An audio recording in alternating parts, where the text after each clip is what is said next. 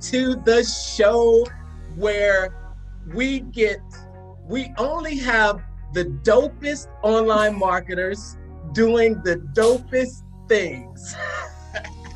And I've got a special guest with me today, and we're sipping on a little bit of our favorite drinks. And Jason Laigo with me today. Thanks so much for joining me, Jason. My pleasure, brother. It is my honor to be on your show. The mental marketer, Mark Douglas, in the flesh. We're pretty close to it. We were in the flesh about a month ago, but this is good, man. Yes.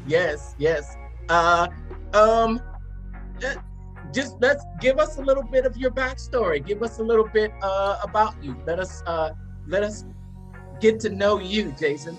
All right. Well, there's not a whole lot, right? I don't have many dimensions, man. I'm just a guy trying to make we were making old school reference jokes earlier. I'm just a guy trying to make $1 out of 15 cents online. Is that right? Mitch, that's it? Just $1? That's it. $1 times about 100,000, if we can get there, and maybe more. No, I love having fun on people's show like this. Clearly, you and I are cut from the same cloth, and I certainly really appreciate the time. But as far as me, there's not a whole lot you need to know, other than I'm a serial entrepreneur, I guess you could say. And how I got into, I've always been an entrepreneur in one way or another. So, but my biggest thing, if you look enough on my marketing material out there, consistent with my bio, what you're going to find is that I'm the guy who was able to leave a 6-figure finance career to be a full-time internet entrepreneur, amongst other things. And it was great. But I got started in sales as a child, really. My first deal I ever cut, I'll never forget my first sale. I was 6 years old. I was in elementary school. And the night before, mom and dad, we grew up in a rough neighborhood, and we weren't doing well. We were kind of poor, I guess you could say. Mom and dad were fighting about finances, and of course, I got that classic, one day, son, stay to school, get a career. One day, you're going to be able to help me and mom out. I remember thinking to myself, why do I have to wait till I'm grown up to help out? You know what I mean? Like, I was burdened for mom and dad at 6. I thought, why do I need to wait to help? Let me see what I can do. Wait, you're saying you were 6 years old at this time, or was 6 years old? 6 years old. 6 years old, first grade. Right? Oh, wow. And so I looked around. I thought, what can I do? I'm like, mom and dad, they're fighting, they're crying. You don't really know that you're poor. I ate, but it's like, that you don't have what other people have. And here they are. It was more about just whenever they're arguing, it was about money. I thought, okay, well. Why do I need to wait till I'm older? And I said, what can I do now? Can I work? Can I do something? And I just thought, okay, what can I do? And I guess that's where the resourcefulness started emerging. And I remember seeing, that's right. I remember seeing in my room, there was a couple of books that I used as coloring books at one time. And they were Star Wars, right? And I thought, okay, I got a nerdy friend at school. He probably liked this. I said, there's a few pages, not everything's colored in here. I colored on a few pages, but let me go ahead and see if he wants them. So I bring him to school the next day. I brought him to school, 2 books. And I said, hey, man, you're into Star Wars, right? I said, how would you like these books? I said, I hardly touched them. His eyes lit up, and I made my first deal that day. He gave me his lunch money. He gave me $6, 6 crisp ones, $3 per book. All right. Now, hold on a second. It is hot, except for what happens next. So I remember thinking, man, this feels great. I was like, I got $6. So I came home. I intended to show my parents, but I forgot to. Later that night, I'm getting ready for bed. Mom comes into my room and she starts going through the laundry because she's about to start doing some laundry. So she empties out my pants that I was wearing that day and found this fat wad of cash. $6 is a fat wad of cash, right? And she finds it. Now, of course, when you're growing up in the inner city and your mom finds a fat stack of cash, what does she assume? Not that you're trying to be a hero. She thought, son, are you dealing drugs at 6 years old? Where did you get this money from? Where did you get this money? My baby's a drug dealer. At 6? Oh my gosh. I thought, no, that's not what it is. She called in my dad and I explained to him and said, I was just trying to help. I'll never forget. He was crying and he said, not like this, son. He said, one day, he said, but, one day, not like this. One day you grow up, get a career, and so the next day I gave he made me give the money back. And really? Oh yeah. He said, you give the money back. He said, you get your books back if you can, but this is not the way. There's a certain, but you could tell he appreciated the effort. He was fighting back tears because he saw his little boy was trying to help out. Why did I? So I said, okay. And what's interesting is that big learning lesson. So those books I actually borrowed from my uncle who was in high school at the time, probably right out of high school. Those books, I was able to get them back. I gave the money back to my friend. He gave me the books back. He understood. Your parents weren't down. That's fine. But it comes to find out, my uncle found out about it, that I gave those away. And he about wrung my neck because those were not coloring books. I took them from his room. I borrowed them from him. Oh. Listen to me. These were 1979 printed sketchbooks from the original blueprints of the movie. Oh, oh my gosh. Star Wars and Empire Strikes Back. I'm coloring on it like it's a coloring book, but they're sketchbooks of... So you sold these books for $6 and they're probably worth like 1,000 times. Who knows? Who knows what they're worth now? They're worth more than $6. I can tell you that. And so anyways, that all came to a head. And then I remember just thinking, all right, I remember feeling a little bit sad. And like, I remember feeling kind of butthurt, for lack of a better word, that mom and dad weren't willing to accept my assistance in this matter. But I realized what they understood and I understood. And I'll just remember that I'll never forget. I always remember the feeling of creating something out of nothing, making money out of thin air. Didn't have a product, right? I found something, sold it, and I got the deal done. And in one day, I had a fistful of cash at 6. Never forgot that feeling. Oh. So sales became the path. Next thing you know, we're doing online stuff. Failed at a lot of things. Jumped into a lot of business opportunities. Made some work. Made a lot. Didn't work out. Finally forged my own path. Here we are today. That's the long and the short of it. That's an awesome story. That's an interesting story. That's quite the story, because you ended up in, how did the financial services part come into it? Was that because here you are, you had this experience, it really ignited this passion inside of you, but then you're being told that this is the path you're supposed to go on. You're supposed to go to school. Did you go to school? Did you do the education thing, or was school just not something that you ever really were attracted to? Yes, I mean, I did go to school. I mean, I graduated high school. I did go off to college, but not for anything professional. I did go off to college, but I went off to college for a different purpose. A lot of people may or may not know this, and they may or may not believe this, but my degree is actually in ministry. I'm also a preacher. I do the Lord's work when I'm not doing this, and I do more of that, honestly. So I respect you for that. Appreciate that, brother. It's good. Yeah, man. I enjoy. That's my passion. So for some people, they build their business for a certain lifestyle and freedom. Well, my lifestyle is one of service, and so it's about experiences for young people. My wife and I are very involved in our church.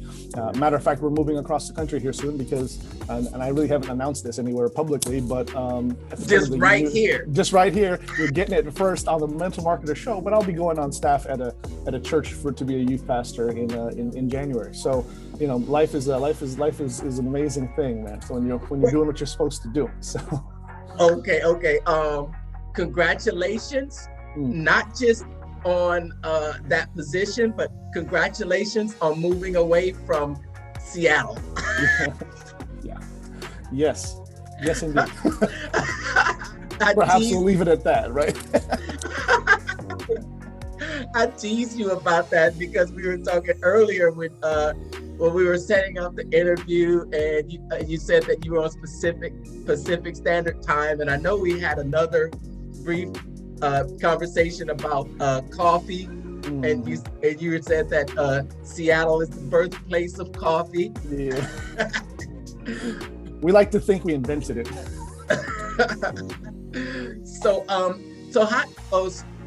you're moving completely across the country? So you're talking East Coast? Yes, I'm in the Northwest, and I'll be moving to the Southeast, going to Florida? God's country, free country, Florida. That's where I'm going. So. Oh wow! Nice. I'm a little jealous. I'm going because I know it's where I'm supposed to be.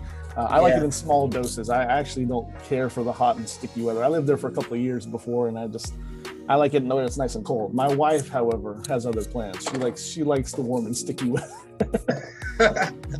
Yeah, yes. That's similar. I think Florida has weather that's similar to here in Houston, Texas. Yeah, oh yeah, hot, yeah. Houston's very hot. Absolutely, I love Yeah, Houston. which is the humidity. We're really close by the Gulf, so we get those daily showers, and then completely clears up. And the only thing that the showers do is just make it more and more humid.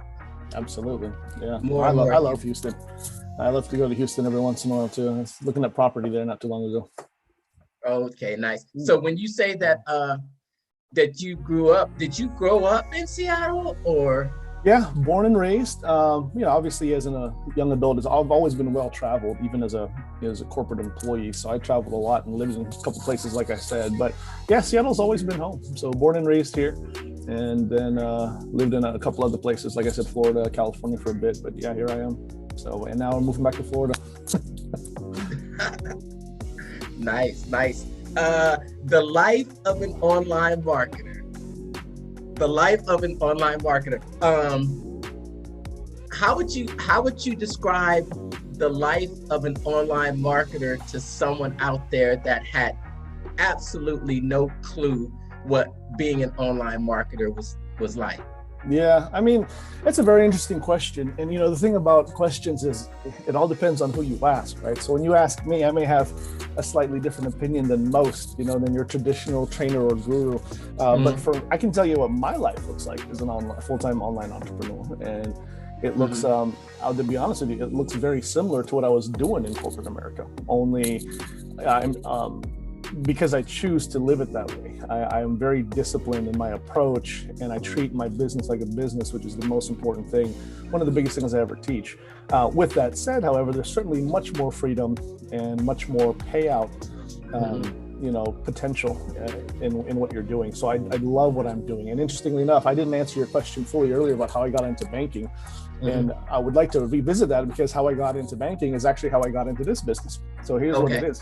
Essentially, again, I just started with sales. I really enjoy doing sales, and growing up into high school and in early college, I ended up doing other things, but sales was always it for me. So I remember I got a great telemarketing job to pay my way through college. You know what I mean? I've sold everything. I've done door-to-door sales. I've done phone sales, and I've sold everything you can imagine: magazine subscriptions, jewelry, everything, cars. I did it all, right? Well, sales is the $1 million skill. So I got good at it, and eventually landed into banking on the entry level as a personal banker. And a lot of people forget that the bank also is a business. In bank, you are selling something. It's just called, what you're selling is money. You're selling money, right? So yes, you're selling bank accounts. Bank accounts. You're upselling savings accounts. Savings accounts, loans, absolutely. Yes, and letting people know about the additional services. Not to interrupt you, but I was in the insurance industry. Okay. But the company very closely tied. The company I worked for was a bank and an insurance company and an investment company, which wasn't. I think some laws that were passed said that one company couldn't do all those things. But the company I did, so we talked a lot about relationships that your customers have with you, and the goal was always to get one person to have more products, more relationship with you, because the more relationships that they had with you, like it's easier for someone that only had a bank account to just up and leave. Correct. But if they had a bank account and insurance, the more products we added on, the more likely they were to stay with you. It was more of a stick rate. 100%. Absolutely. Yes. Yeah. You make a good point. So a lot of people forget that insurance is still financial services. A lot of financial institutions, and insurance is just another part of their arm.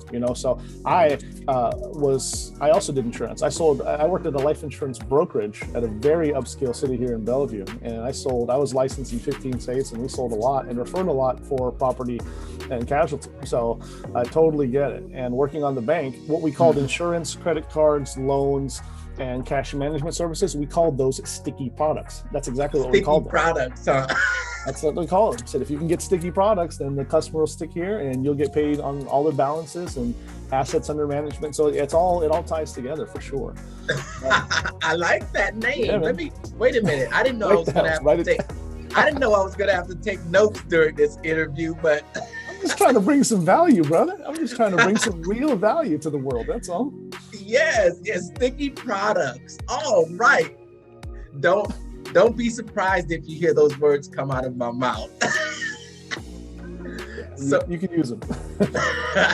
You don't have a patent on those, do you? No, that's not me. That's free royalty. Go for it. So you're talking about how the same way you ended up in the financial services is how you ended up into the online marketing. Absolutely. So I started at the retail level, right, on the branch level, as we call it, as just a personal banker. I needed to, starting to have a family, and I wanted a little something more secure. I'd done 100% sales commissions jobs, and those tend to pay well. But when you're, you want a little bit of peace of mind when you're about to raise a family, right? So I got in there, I had an hourly wage, and of course the bonuses. Well, I got pretty good at my job. I was there at the bank, one of the largest banks in the world, largest at the time. They might even still be. And if I say the name, everyone will recognize it all over the world. But I started there and was there for about a decade, close to a decade. And upon the second half approaching the end of that decade, I started dabbling more into the small business. I looked at the investment side, and I had a little small partner that actually helped open 2 brand new branches that had private client banking, type things for investments. And it was okay, but I really, really gravitated towards small business. And so I became one of the small business bankers, worked really close with the commercial banking and higher levels up. And I just really liked getting to know entrepreneurs and their businesses. For me, it was a very, very fun topic of discussion at home. When we're at dinner, my oldest boy, and he's a teenager now, but even at the time, I wouldn't give them names or anything, but I could tell them, hey, son, check this out at work today. Dad's got this new client he's working with. They're over here in Bellevue, Washington, in Redmond. They're a video game company. They're telling me about a new game that's about to drop, and when it does, it's going to be big, things like that. They really enjoyed hearing that stuff. And next thing I know, that game would drop and they'd make $1 million overnight. It was really cool, and I got to be a part of that. I got so good, eventually the higher level bank reached out to me and said, we could use you. So next thing I know, I'm in what's called in more of a commercial banking situation, when we were called relationship managers. So you had to be and so I didn't do any more personal accounts, just businesses, and I had a portfolio of business clients only, meaning actual businesses, and you had to be clearing $1 million in revenue to even be in my book. You couldn't even talk to me unless you were doing $1 million. So it was exclusive services to these folks. Had a total asset under management at the time, at my peak, around $20 million, rotating every single month. And so I was very, very happy about it. But then one thing that happened was, even at that level, I had a lot of clients who I built a really good relationship with my clients, which is kind of the main thing in business, right? I always tell people, I don't care what business you're in, business is not about what you know. A lot of the times it's about whom you know and how well you treat them. That's just the rule. Relationships. That's it, man. You're always doing business with people. That's right. People do business with people. Couldn't have said it any better. They do business with people. And I even had customers tell me, listen, Jason, if you ever go work at another bank, just tell us first. They said, we know you're under a non-compete clause and you can't solicit and bring us over with you, but tell us if you're leaving, and then we'll follow up with you, because wherever you go, we want to go. And that's the kind of loyalty you can build with really high profile customers if you treat them right. Anyway, throughout the course of my career, there'd often be times where I couldn't really provide something for the client. So for instance, a lot of people don't know, but different banks have different appetites. So for instance, this bank, let's call it Big House Bank number 1. They really like new businesses. This one does really well at mortgages, and this one has an appetite for a certain industry. Small businesses. Right, exactly. And sometimes it's according to industry and category. So for instance, I had the bank that I worked for at the time, there were certain new emerging industries that we really didn't care for. We wouldn't like to loan against that type of thing. So for instance, at the time, like CBD was coming up as a new emerging market. It was a little bit, the bank was really conservative, didn't want to do it. Or maybe it was like precious metals or investment, money service businesses. This bank was like, we didn't like to do it. So what I would do is these clients would come to me and say, listen, I'm already banking with you. Can you get me a loan for my new venture? It's going to be in this industry, for instance. And I would tell them, sorry, sadly, I can't do that. Our bank won't write against that. But one thing that they really enjoyed is that I would tell them, listen, I can't do it for you. And I'm not really supposed to give you, to the competition and refer business out, but you're my client, you bank with me, I want to see you do well. So what I would do is I would call up a friend or a colleague and make some calls to other banks, other professionals, and say, hey, I've got a referral for you. Take care of them, they're good people, this is what their balance sheet looks like, get them approved, right? And I would refer them. That's kind of taboo in the industry. My customers, though, they picked up on it. And over time, they would all come to me and say, you take good care of us, you refer business out, and it wasn't just situations like that. It could be maybe they needed to meet they needed a better CPA because their CPA wasn't getting them the most dollars at the end of the year, right? Or maybe they needed this, they needed that. I would always seek to introduce them to whomever I could. Even if I would lose out on the business, I would say, let me find a way to empower you. Eventually, these customers, they came to me and they said, hey, this happened a lot in maybe the last several months before I left, last year, I'll say. And they would say, listen, we noticed that you're referring us out to a lot of your colleagues and other people out here, even competing banks. Are you getting paid for any of that? And I thought, well, no, I'm not. I'm not getting paid for that. You really can't do that. I'm just referring you out because I want to see you do well. And hopefully that still builds loyalty. And they say, okay, well, they would say, you're really doing the world a disservice by not going into business for yourself. You're missing out on a lot of revenue. By not being paid for those referrals. And on top of that, they said, you're not your average banker. Like the average banker is very transactional. They said, you make time, you come out, you spend time with us, you teach us, you coach us, you're in our board meetings with us. You're not just trying to sell another loan or something. They said, you're really building a relationship and you're really doing, they would always say, we've learned so much by working with you. They said, you need to go out and do your own business. It's funny. I mean, you would talk about it sometimes how God just dropped something in your lap. I had maybe 10 people tell me that in the course of 2 weeks. Really? Yeah. Next thing I know, we're at a big corporate event, huge one, and we hire, we bring in one of the world's top speakers. It was Mel Robbins. She doesn't remember this at all, probably not. But Mel Robbins, very top speaker, amazing lady. Look her up. So I've seen a lot of her videos. She's amazing. She comes out and to the event and she's like mingling with all of us, and we bring all our top clients and stuff. And she says, I'm going to go into the info marketing space. And at the time she had a couple books out there, but wasn't quite in info marketing yet. So I introduced her later to some of my clients, right? And again, there's no endorsement. I don't know Mel personally. There's nothing like that here. She probably doesn't remember who I am. She sees so many people, but she was there with one of my top clients, and the top client says, what do you think of this guy right here? And starts telling her about me. She goes, I don't know. Tell me about yourself. So I basically told her everything I told you. And she goes, I'm going into the information marketing space. What would you do? And the next thing you know, I'm talking to her about funnels. I'm talking to her about follow-up. I'm talking to her about some processes. She goes, you know what? You need to go into business for yourself. Just crazy. And I thought, she says that's from Mel Robbins. After talking to my customer, I thought, okay, let me think about this. So I go home and I'm thinking, well, does a business model exist? First and foremost, is there a market out there for me to share knowledge, which is not even really dialed in? All I'm really good at is just, I have a heart and a passion for entrepreneurs and business owners. I think just from the outside looking in, relationships are what you're good at. What'd you say? You suppose. I suppose. Some people say I'm really good at. Some people say I'm good at. That's just the outside.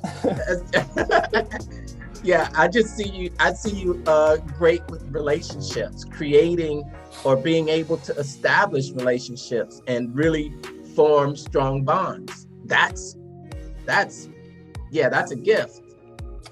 Appreciate that, brother. I mean, it certainly has been helpful. We'll say that. That's for sure. It comes natural to you, so it's. Well, I've been told that I'm good at a couple things: marketing, making connections, making relationships last. I mean, those are the kind of things I've been told. Okay. And so I'm thinking, well, is there a marketplace for this? I said, I like business owners. I want to help them. I like to teach. That comes natural. That probably comes as part of my pastoral qualities, is caring and teaching. But then, does a model exist where I could refer people to other people and get paid on it? And it turns out it does exist. It's called affiliate marketing. Yes.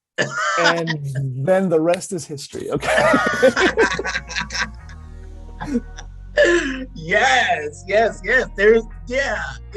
is. So now I coach affiliates, among other things, and it's a whole lot of fun. We're having a blast, man. Yes. So for someone that had no clue about coming into the online, being an online marketer, you're saying that there is a model that exists. There's a model that exists where you can establish a business from establishing relationships. Yeah, absolutely. And which is a big key factor in business. But yes, sir. But with affiliate marketing, you're able to have a core product or a core service that you offer and still have affiliate. So being an affiliate can be a business model on its own. 100%. And it can be a, I don't want to say a side hustle, but it can be done in combination with a core business. 100%. It's a great supplement for sure to a lot of people's businesses. Yeah. Yes, a supplement to a core business, and but it could be, affiliate marketing is a great model, and it was just for me when I came into the online space, I had that entrepreneurial spirit also. Mm-hmm. I'd had some bad experience with physical products. I've actually had a business where I was selling physical products. It's back in early 2010. I had selling an electronic product that I was sourcing from overseas, and the product was less than high quality. That's what we'll say. Yeah. So there were a lot of issues with the customer service, and I sold a lot of them. I sold a lot of these products, but a lot of them had to be returned. And being that the vendor was overseas, it wasn't the most convenient return process. Yeah. And eventually that business went out of business. So it left me with a bad thoughts about, just having physical product business. But but what never left me was the desire to be an entrepreneur and have an online business, which, just having an online business, because you don't have the same amount of overhead as you might have if you were to open up a traditional brick and mortar. You don't have that, because there's a lot of expenses that go into it besides your rent, electricity, utilities, and then there's supplies. You have to have furniture. You have to continually supply with paper, pen, inks, and then the office space, which is your rent. Even if you want to open up a franchise, I looked into a franchise. Sure, and we all did. And because I already had some experience with renting properties and being a landlord, I thought, you know what? Why don't I do this as a business? And I looked into it. And did you know that there are franchises for rental? They're rental management companies. So yeah, there was a rental management company that I looked into that was you could do it as a franchise. So when I looked into it, the main thing that I saw was that even if you became a member of this franchise, they would provide this advertisement, but you had to provide a big chunk of money for your own marketing. Absolutely. Yeah. You had to provide a big chunk for your own marketing. And you were, even though you were going into real estate, you still had to learn marketing. Absolutely. Absolutely. To piggyback off of that, if you don't mind me saying right quick. So first of all, I can identify with you with the physical product, because when I was in college, one of my first foray into online business was I tried to do what would become known as e-commerce and drop shipping. And it went south for me too, in a really, really bad way. But the other thing is I'm also a real estate investor, and with real estate investors, for people who are looking for off the market deals, especially, that's the realization that they don't make, which is that you're not in the real estate business, you're in the marketing business. It still is always about marketing to bring forth leads. So you couldn't be more right, my friend. Oh yes. Oh yes. You're absolutely right. Um, you're not you think you're an entrepreneur, but you're really a marketer who does what you do. Yeah, correct. Yes, yes. And yes, exactly. Wow, okay. Wow, that's another thing. I didn't know you were in the real estate investment too. Yeah, no, I enjoy real estate. I enjoy that game. I'm actually heading out tomorrow to go look at one of my cash flow properties and get it furnished for next on the East Coast tomorrow. I'm working with someone over there. I got someone else I'm showing the business. So yeah, I'm a serial entrepreneur, man. I just don't know when to stop. Yes, yes. So I think that in my process of looking at this franchise for real estate property management, because I really like real estate. I really love yeah, real estate has been something that I've been in since '05, and I'm now sitting on 3 rental properties. Good for you. Yeah, and I had because I was in corporate America and I didn't really have the time to do a lot of the managing myself. I had been relying on other companies to do it for me. And when I needed a company to do it for me, I went right online to find them, and I saw that a couple of them were basically franchises. I started to see, I was like, wow, okay, they've got a branch here, a branch in another city, and a branch in another city. Oh, this is a franchise. I saw that, and man, it was crazy. I thought that the startup costs for a franchise like that might be, not that expensive, but it was. Wish, man. Yeah. I don't know if you can start a franchise less than 6 figures. No, I don't know, but I mean, there might be some out there with involvement of programs, but if you think about like your typical even fast food ones, even the ones that are more full board getting, I mean, you're talking about a lot of bells and whistles, but that require a lot of hoops to jump through, not the least of which is a good 5-figure down payment, 6 figures in cash to be projected, and a whole lot more in assets. I mean, it's a lot. Cash reserves. That's it, exactly. And then that's like with the franchise fee. And then there's going to be a monthly payment to them. Yeah, for their, and it's crazy because I thought I'm paying for a national advertising fee, yet and still I still need to do my own marketing. Oh yeah. And it's always a little bit different because that's not what's pitched to you though. What's pitched to you is, you get started with us, we give you 100% support. We'll come in there, we'll do this marketing for you and help a big splash in the locale in your market. And that's really not the case. Yeah. So hence during this search, I found marketing. I found online marketing. And I myself have a degree in marketing years ago, and it changed quite a bit. Well, I won't say that it's changed quite a bit, but I think there's been a lot of changes in the world that have made adjustments to how you can market, most notably social media. Sure.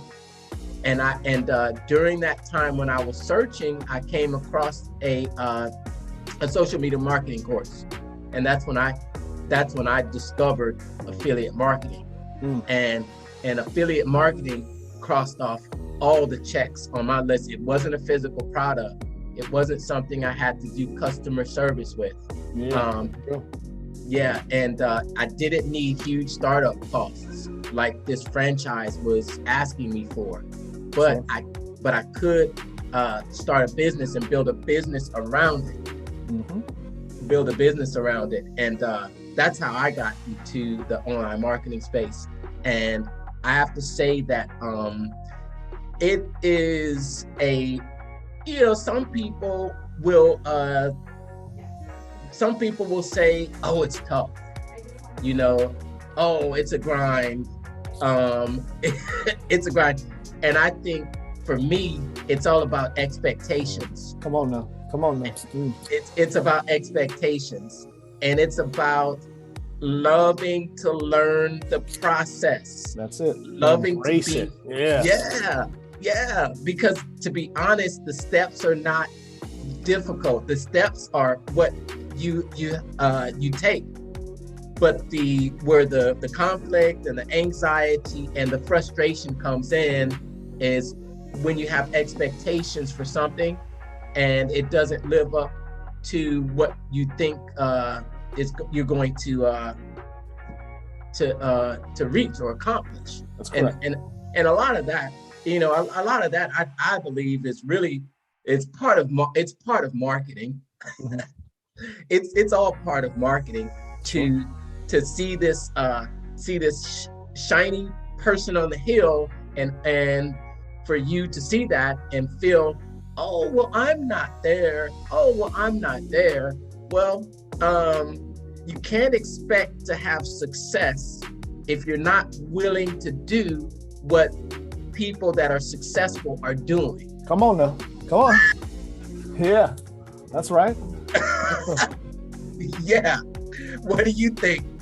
Man, what do I think? What don't I think about what you're saying? That's correct, man. I mean, I feel like I'm in church right now, and singing, preaching to the choir. I mean, look, I'd say it from the beginning. Treat your business like a real business, and that's my biggest admonition, especially to new affiliates and marketers, because they want to come in, they see the lifestyle, they see whatever's projected by the guru or whomever. And the idea is that you click a button and you don't, it's almost like the word. I actually was on a call yesterday where I was doing some teaching, and one of my points was, why does the word work become a 4-letter word because you're an online marketer? You know what I mean? Like, some people think that you click buttons and money falls out the sky. Like, you still got to put in the work. Yes, we want passive income and residual income and all these buzzwords, but the reality is, a house gets built on a foundation, and you've got to be willing to do it. And marketing is work. You don't change someone's mind. You don't influence someone without effort. That's just the reality of it. And so I love what you're talking about there. And now, and look at you, you're crushing it in a big way, man. You got your own challenge going. You got people signing up and working with your coaching all the time. You just completed another round of a challenge. I happen to know some people who took it and had the most raving reviews. I'm going to go through it, man. You can teach me something and help me to put together my challenge. You know what I mean? Yeah, brother. Thank you. I appreciate that. No. Yeah, I'm probably like you. I am a student of the game. Yeah, that's right. And I am constantly absorbing and I'm always putting new information in. I'm always putting new information in, but I don't get stuck in the learning loop. And yes. And this was something that I learned from corporate America. I was working for the Fortune 100 company, consistently in the top 10. And being in that company, it was great because I never considered myself the smartest person in the room. Sure. But I would come onto these teams where there were these just brilliant minds, and I was always just like an open sponge, like a sponge. Yeah. But what I would do is I would go into these situations and I would say, okay, that person is excellent at this. I'm not going to compete on that. That person is really good at this. I'm going to let them have that. I'm going to acknowledge them for it. But where can I fit in? What is the part of the puzzle? Because we're all parts of a puzzle. We're not all identical. We don't all bring the same thing to the table. That's right. What is it that I can bring to the table where I will fit in as a good piece of that puzzle, and we're all lifting each other up? And I'll just give you an example of how I did that in one position, right? So I was an auto claims adjuster. So I looked at cars and inspected them for damages. And I was assigned a territory in a complete high-end area of Houston. And I mean high-end area, $1 million homes. And with $1 million homes came $100,000 cars. Everyone shied away from when those cars got inspected. And it was because they weren't something that you saw every day. So they took a little bit more effort. And they weren't automatically in our database. So whenever someone saw that, they were like, oh my gosh. I saw that as an opportunity. Mm. I saw it as an opportunity. Work is work. Dude, I'm going to be here for 8 hours. I'm going to be here for 8 hours. Yeah. You know, it's 8 hours, it's 8 hours. I'm not going to complain because it's not in the database. It's 8 hours of work. Right. That's it. But everyone else shied away. But I saw it as an opportunity to become the high-end specialist. Mm-hmm. And that's what I did. I went in and I became the Maserati, the Ferrari, the Lamborghini specialist. If you ever, you'll see some pictures I got out there, and I was always around these cars. I knew the mechanics that work on them, but all I had to do was be in that environment and see them constantly. And that's what it was. It's just a matter of being in that environment and doing it again, going out there, doing it again, doing the work. Yes. Doing the work, finding out where are the resources that I can find to get these parts, and then start developing relationships with them. I had people calling me from all over the country whenever they had a question about, and then this was back when Teslas were new. They said, hey, Mark, I got a question. Where would you find this? That's how I got in. And that's what that's what can translate into your online marketing field. 100%. What you've done is you became the guy for a certain subset. And what you did is you carved out a niche. You just unleashed the whole secret of carving out your own market, your own niche in reality. And that, my friend, is the foundation for this massive thing we call branding. And that is how you just branded yourself. Man, someone better be writing notes if they're listening to this right now. Better be writing notes down. Wait, I got my pen and paper now. That's good, man. That's real good. Branding. That's huge. Yeah. I always loved, because I did get some excellent training in corporate America, but I was always around just an environment with people that, and you know what? It really didn't matter, because I always think that everyone is smarter than I am. I always go into it. I don't think that I'm the smartest person. And I believe that I can always learn something from other people. And other people, they're great at, they're usually great at something. And it's like, we're both funnel hackers. Yeah. Loud and proud. That's right. We're both funnel hackers. We were both at Funnel Hacking Live. Yeah. And we both had on those the t-shirts that were so graciously given to us. Yeah. And what does it say on the back of those t-shirts? Oh man, it says a bunch of things. But namely, it just talks about, especially aligning yourself with other people, and you're one funnel away, and just a million other things. Surround yourself. Yeah. Yeah, surround yourself with the doers and the believers. Yes. I think I got my shirt right here, do I? I'm about to pull out my funnel hacking shirt right here right now. The doers, the believers, the dreamers, and most importantly, those that can see the greatness in you, even when you don't see it in your own self. It's true, man. Yeah. Put this box away. You got me all excited, reaching for my funnel hacker swag over here. I see that 2 CCX box there. Have you always been a member of 2 CCX? Not always. I mean, I've always been in spirit. Oh yeah.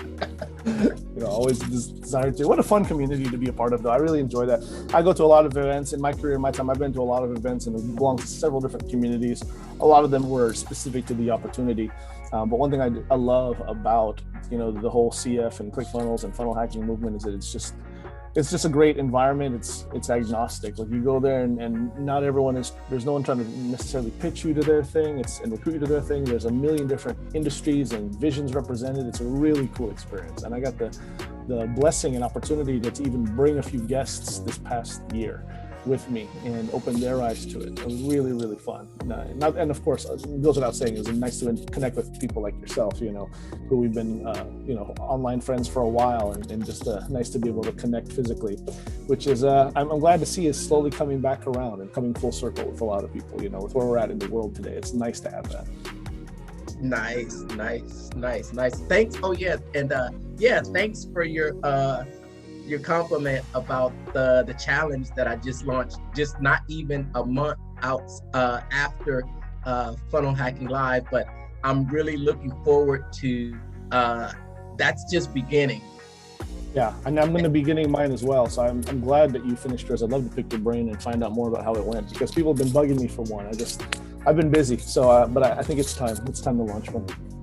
Yeah, and I gleaned so much from it, just in the experience of doing it.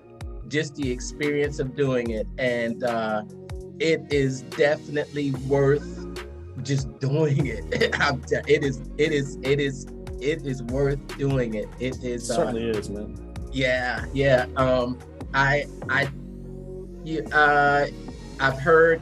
You've heard that there are certain things that you can learn by reading about a thing. So right.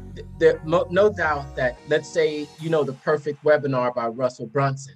Right. So you can learn things by reading about it and watching others do the perfect webinar. Right. But there are things that you're only going to learn about doing that perfect webinar by doing it.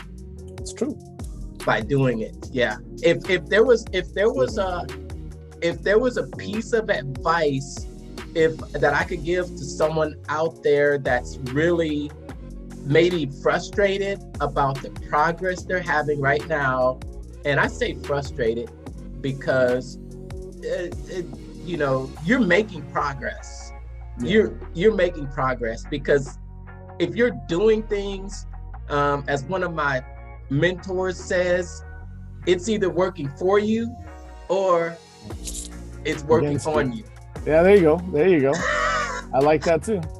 It's either working for you or it's working on you. Mm-hmm. Yeah, that's good stuff. But you have to do those things. You can't expect the success without doing the things that successful people do.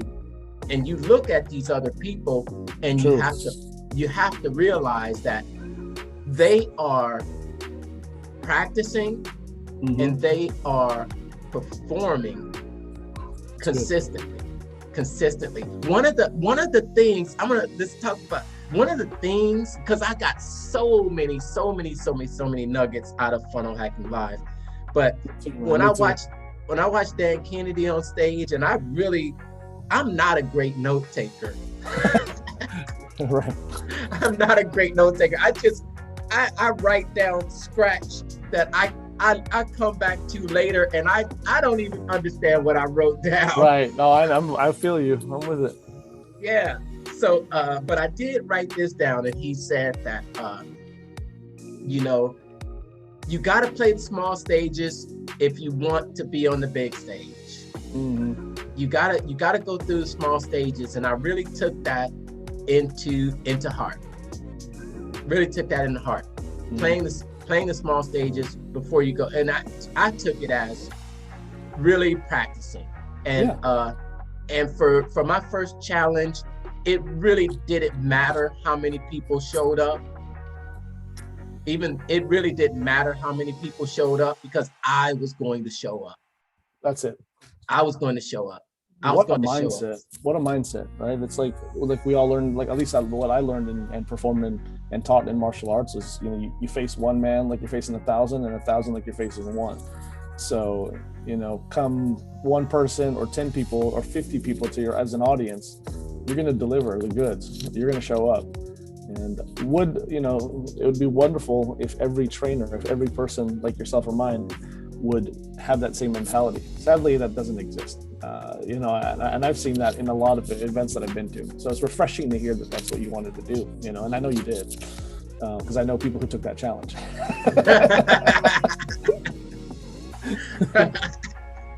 Yeah, yeah.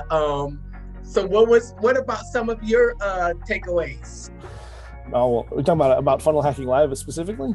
Yes, Well, yes. look, there's a million takeaways, but I mean, if there's one thing that got me feeling like a kid in the candy shop was the unreal experience of seeing Dan Kennedy live and in the flesh. You know, I've been following Dan Kennedy since forever, and the fact that Russell could drag him out of obscurity, could dig him out from whatever cave he was under to bring him up.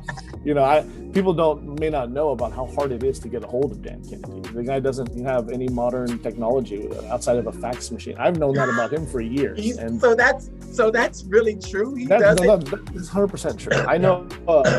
I mean, yeah, and if you're not forking out big dollars, at least at the peak of his career, you know, people don't know this is the man behind Tony Robbins infomercials. You know what I mean? I know of I've been in one of my old real estate mentors, teachers, Dan Kennedy helped him start his course. And I remember that was like one of the things that got me involved where I didn't hear about Dan Kennedy by Russell Brunson. I heard about Dan Kennedy by this gentleman who taught real estate because he put him in his course. And he said the key to getting deals, the key to having a full pipeline is marketing. And so he's like, he had a whole section on if you're getting started with no connections, no big money budget, you know, how do you do real, raw, organic marketing? He said, I learned from Dan Kennedy. He had a whole chapter on that. I said, who's this Dan Kennedy guy? So the fact that he could come out there and his company's been acquired for promotion by Russell Brunson that's pretty amazing. I'm excited to see what comes of it. But so aside from that, I think the other takeaway is just, yeah, for sure, man. But the other big takeaway was, I don't know, just like a big validation and confirmation about where the world is at and how much more, you know, in this time of pandemic, we've heard a lot about what's essential and what's not essential. And I'm going to tell you, after being at that event with 3,500 or whatever it was, people present and thousands more watching online, finding and redefining their purpose and getting crystallization on how they want to serve the world with their products, their unique services, talents, gifts, and attributes. I tell you what, that was essential. What we do as online marketers is essential. I've always said that marketing and sales is not something you do to someone, it's something you do for them, you know? Oh yeah. And that stuck with me when my clients told me that you are doing yourself and the world an injustice by not going into business for yourself, by not serving other people and charging a lot of money for it. I thought, here we are. I mean, I thought about that as we were sitting in that room. So yeah, it was quite an amazing experience. Oh my gosh. Yeah, entrepreneurs are the heartbeat because we wouldn't be sitting here right now having this conversation if someone didn't sell someone else. Yep. If one entrepreneur hadn't sold an idea, a product or a service to someone else. Right. If an entrepreneur hadn't imagined this Zoom meeting room, if an entrepreneur hadn't imagined this very nice jacket I have on, by the way. Very nice. I like that. And yours too. And even the earphones in your ear. Yeah, the entrepreneurs, I agree with you. I agree with you, Jason. I agree. And I think that if we don't put our message out there, we are there's someone out there that's waiting to hear our message. Yeah. 100%. Yeah. So when you head out to Florida, will that, your ministry be more of, a priority in your life? Or 100%. Or is it, or are things going to change? There will be some transition for sure. Obviously, that's my life's calling, and that's number one.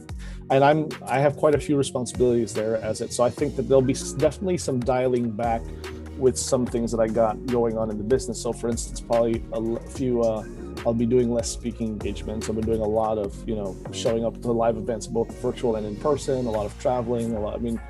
Last year alone, even in the midst of a pandemic, I was at, I must have went to 4 or 5 events and traveled internationally 3 times and 5 work vacations with the family. So I think we'll dial that back. But the good thing about the basis about what we do, which is info marketing and affiliate marketing, that's all stuff that you can automate, right? And And that will come in handy because, let's be honest here, you don't go into ministry to make money. So I know I know a whole lot of full-time preachers and pastors who thankfully do have some kind of a side gig going on, whether it's them and their wife cleaning houses or a couple rental properties or cleaning business or something like that. In my case, I have an online business. So yeah, there'll be some ironing out. I'll probably be doing a little bit less showing up and blowing up type stuff, but marketing will always do its thing. There's always a marketing engine. That's the beauty about automation and the day that we live in right now with automation, technology, and all these wonderful forms of marketing. If you build the machine properly, all you have to do is just continue to fuel it, kick it every once in a while, make sure that it has an oil change and it's fine-tuned, and make sure you update it accordingly. But you don't always have to be behind the wheel operating. So it's kind of nice. Nice. So where can we find you at these days? Oh man, you can find me in a million different places. Because, where can we find you? When is this challenge? Do you have an idea for this challenge? Is it coming? Are you ready to? Do you have a framework for it? Are you ready to do it, or is it? Sure. So it's all up here, and I gave I had a one-on-one conversation with Pedro, the king of challenges himself, Pedro Adeo, at 5:45 in the morning in Florida, and he talked to me, even talked to me, picked my brain on affiliate stuff, and I had told him, I gave him my commitment that I would definitely be launching my challenge here within a month or two. A month is fast, so I need to get it out. The challenge has been the actual discrepancy in my case has just been the logistics of moving across the country, selling a house, buying a new one, school's still going on. So, but excuses aside, it's coming soon, it's coming good, it's coming hard, and it's coming after I pick your brain a little bit more. But yeah, it is up here. I need to crystallize it a little bit more, but it's going to be good. It's going to be probably something similar to yours with maybe just a slight different twist, but be on the lookout. You'll hear about it though, so you can follow me in a couple different places. I have a YouTube channel, which I enjoy. I'm also on Facebook, at Jason J. Laigo. I can drop those in the show notes if there are later on. And then I just, ever so learning, ever the student, I just started a new organic platform, which I'm really excited about. I have a lot of fun with it. I just started it literally days ago, and that's TikTok. I never thought I'd be on TikTok. So we're getting a little bit of variety in here. YouTube is where you want to go if you need if you need that nighttime news feel. We keep it a little more serious, a little more meat and potatoes. I like it because it's search based. So well, it's right. it's definitely search based, and it starts to gain more traction. Uh-huh. Yeah, I like that portion. But like I said, I think the feel is different. YouTube, I'm a little more business there. I'm a little more country. But then on TikTok, I'm a little more rock and roll. Yeah, we have a little more fun. I think. TikTok, you see the smart aleck side. I like to poke fun at the industry and poke fun at marketers who aren't real marketers, who don't want to work, that kind of thing. So depends what flavor you like, right? You can go where you can find me on both platforms. Other than that, I'm on Facebook, and I've got a lot of digital real estate out there. I do have a free ebook if people are interested. That's at the digitalfreedomshortcut.com if you want to check that out. But other than that, just connect with me socially and let's have some fun. Awesome. And we've been on.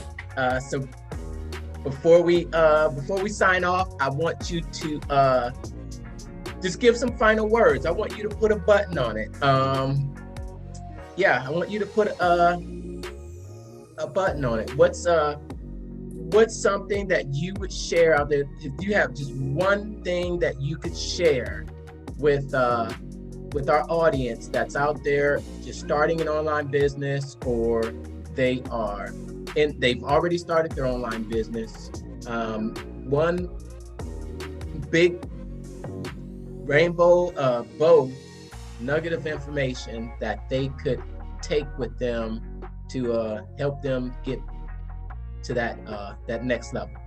Yeah, sure. I mean, I know exactly what to say in that, which is, some people may find it generalized, but I think that part of being an entrepreneur by nature is being a problem solver, which means that by nature, in virtue of that, you're going to figure it out. With that said, I would caution you to make sure that in your process of figuring out that you are definitely seeking out the right kind of information, the right kind of help and mentors, people, like the mental marketer himself over here. But that said, just make sure that you make it happen, and you do so by showing up every single day. So I will end it with one quote and one quote only, which I have a lot of fun with, but you'll get it. And that is simply, if you want to run with the big dogs, you got to be willing to get off the porch and pee in the tall grass. And with that, we're going to drop that mic.